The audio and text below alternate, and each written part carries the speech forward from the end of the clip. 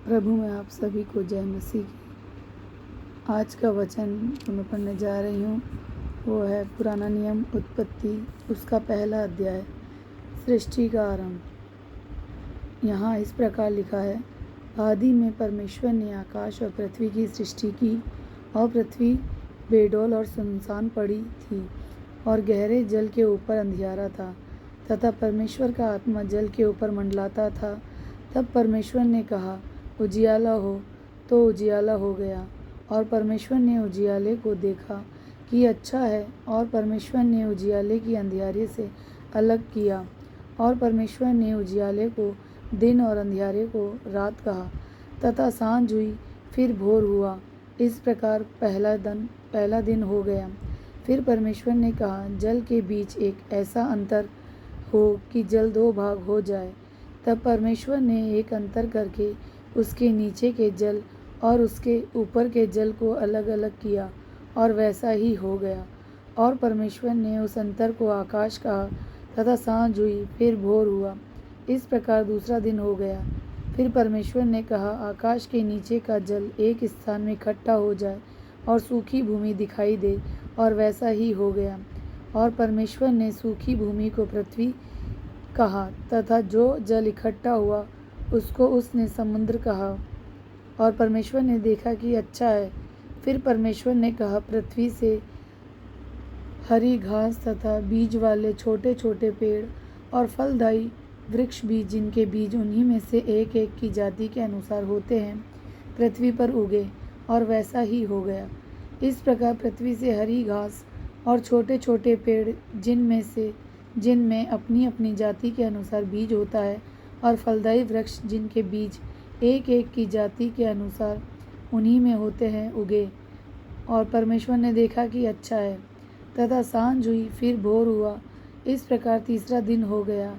फिर परमेश्वर ने कहा, दिन को रात से अलग करने के लिए आकाश के अंतर में ज्योतियाँ हो, और वे चिन्हों और नियत समयों और दिनों और वर्षों के कारण हो, और वे ज्योतियाँ आकाश के अंतर में पृथ्वी और प्रकाश देने वाली भी ठहरे, और वैसा ही हो गया। तब परमेश्वर ने दो बड़ी ज्योतियाँ बनाई। उनमें से बड़ी ज्योति को दिन पर प्रभुता करने के लिए, और छोटी ज्योति को रात पर प्रभुता करने के लिए बनाया, और तारागण को भी बनाया।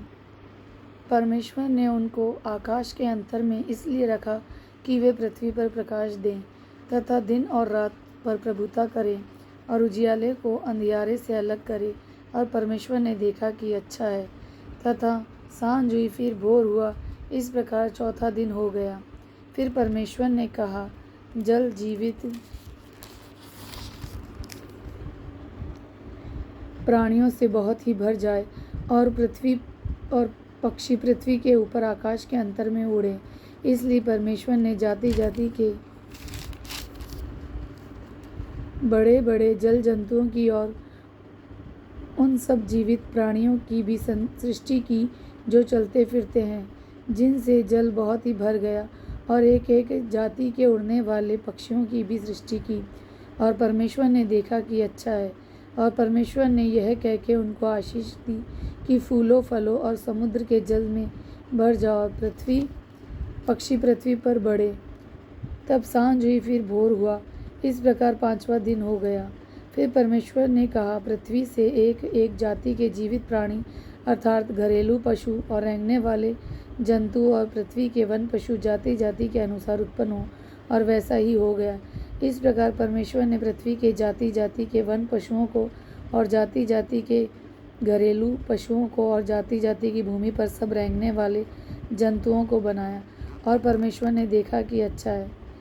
फिर परमेश्वर ने कहा, हम मनुष्यों को अपने स्वरूप के अनुसार अपनी समानता में बनाएं, और वे समुद्र की मछलियों और आकाश के पक्षियों और घरेलू पशुओं और सारी पृथ्वी पर और सब रेंगने वाले जंतुओं पर जो पृथ्वी पर रेंगते अधिकार रखें। तब परमेश्वर ने मनुष्य को अपने स्वरूप के अनुसार उत्पन्न किया। अपने ही स्वरूप के अनुसार परमेश्वर ने उनको उत्पन्न किया, नर और नारी करके उसने मनुष्य की सृष्टि की। और परमेश्वर ने उनको आशीष दी, और उनसे कहा, फूलों फलों और पृथ्वी में भर जाओ, और उसको अपने वश में कर लो। और समुद्र की मछलियों तथा आकाश के पक्षियों और पृथ्वी पर रेंगने वाले सब जंतुओं पर अधिकार रखो। फिर परमेश्वर ने उनसे कहा, सुनो, जितने बीज वाले छोटे छोटे पेड़ सारी पृथ्वी के ऊपर है और जितने वृक्षों में बीज वाले फल होते हैं, वे सब मैंने तुमको दिए हैं।